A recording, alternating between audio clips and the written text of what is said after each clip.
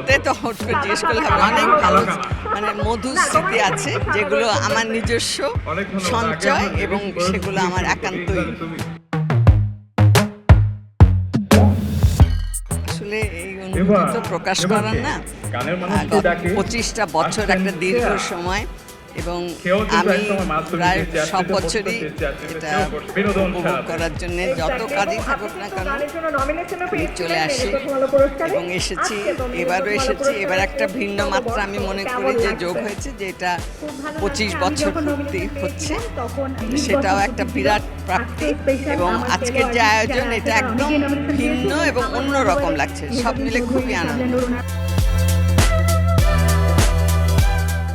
এখন তো নতুন নতুন অনেক প্রতিভা, তারা অনেক কিছু জানে, শিখে, অনেক অনেক উঁচু মানের কাজ এখন হচ্ছে আমি মনে করি, এবং এটা আমাদের দেশের জন্য ভালো।